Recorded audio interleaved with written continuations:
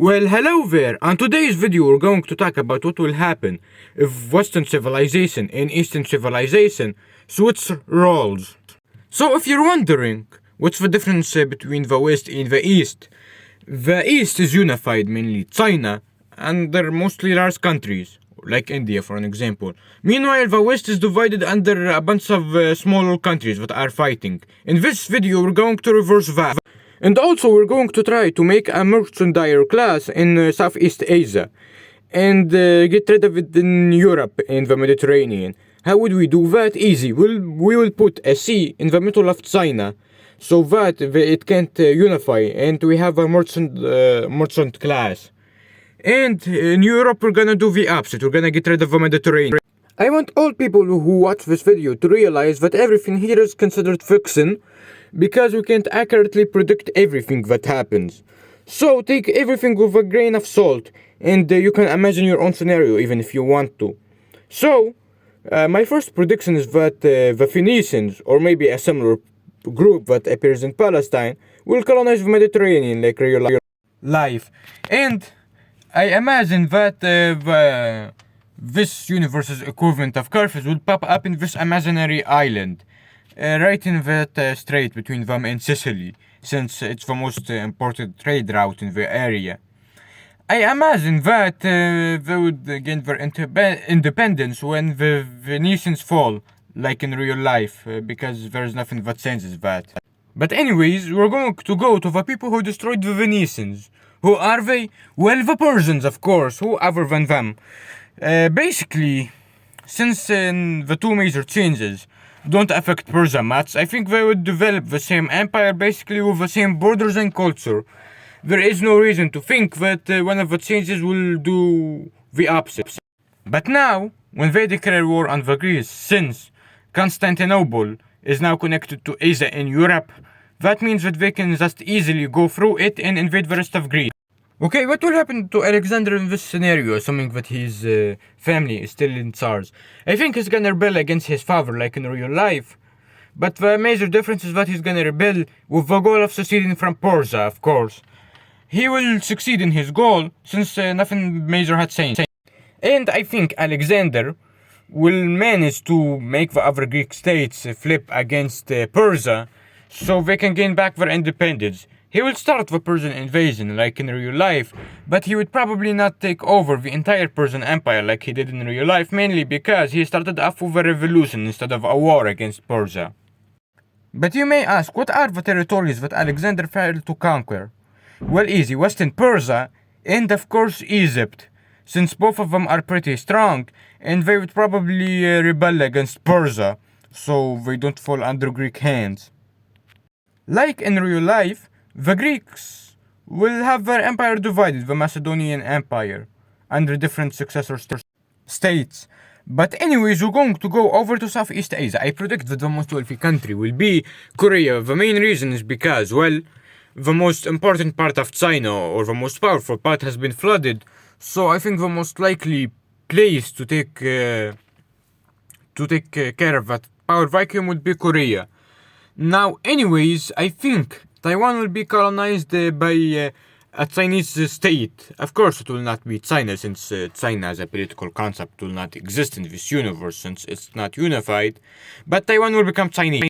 Now, anyways, I'm going back to the Mediterranean, and I believe that Carthage would colonize a big portion of Sicily. You may be asking, but why would they expand to Sicily? Well, the Mediterranean is split into two parts, meaning that it's more compact and it's harder to go to the western part. That's why I think that Carthage would probably colonize more of Sicily, and also because Sicily and North Africa are now connected. Okay, I believe that the Punic War will still happen in this timeline, and I believe the first one will still end in a Roman victory, since their military culture exists and nothing changed to remove that. Carthage would use this period of peace to conquer Sardinia and Corsica. And Rome will also use this period of peace to conquer the southern coast of Gaul and the Alpine mountains, or the Gaulish parts of them, I should say. The second Punic War will happen like in real life, and the major difference will be that Hannibal Barca will be able, assuming that he is born in this timeline, to simply retreat to Carthaginian territory if he wants money or more manpower or soldiers or seize equipment, meaning that it will be a easy Carthaginian victory. I predict during the peace treaty, Carthage will get back all their territories that they lost from the previous war and all of Rome's western coast. And we're gonna make a Gaul an independent country that is aligned with Carthage. I predict that during this period of peace, Carthage will spend it conquering North Africa, specifically parts of western Arzelia, and they will conquer the Spanish islands, so they can guarantee better trade routes. I predict during the Third Punic War, since Rome lost the second one, they would lose the third one like the rest. It will basically be an easy war and Rome will get humiliated. Okay, after the Third Punic War, Hannibal Barca would use all his popularity from all the expansion he did for Carthage to revolt against the Carthaginian parliament. You may be asking, why would he revolt against them? Well, he considered the Carthaginian parliament to be corrupt and decadent, that's why. Well, in this scenario, this revolt will be in specifically New Carthage, the important city. You may be asking, but we don't control Spain. Where is New Carthage in this universe? Well, it's in Sicily instead. I predict that most of the colonies will go with a revolt, since the Barca family has more influence in the colonies than they have in mainland Carthage. So I predict that the revolt will eventually be able to control Sicily, which is close to the island of Carthage, if you remember the fictional island on which we talked about. Meaning that eventually Hannibal Barca would gather up a bunch of boats, and naval invade and take over the empire. But, sadly for Carthage, during the Civil War, a lot of countries and tribes took over this opportunity to steal some land from Carthage, from lands from Croatia, Hispania, North Africa, meaning that we're going to fight for it. The first war is going to be against North Africa, specifically against the Numidian kingdom, which we knew from real life. They had a civil war during the Second Punic War. And that means that they're pretty unstable, and I think Hannibal Barca will take advantage of that, because he always does so in real life. Okay, what will happen is that during his invasion he will go to an important Numidian tribe or family or even clan and offer them a choice to support him during the invasion, and they will become the future rulers of the Numidian kingdom. The only payback they have to do is give him cavalry in the future in case of any war, since they have a pretty great cavalry.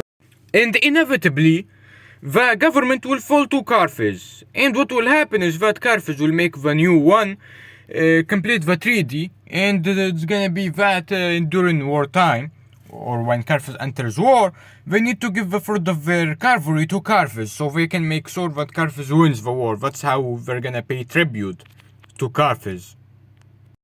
Now after this, Hannibal Barca is gonna go to the closest country to him to reconquer Carthaginian territory, and that country will be Croatia, who conquered parts of Venice, who got invaded by Rome in then Carthage.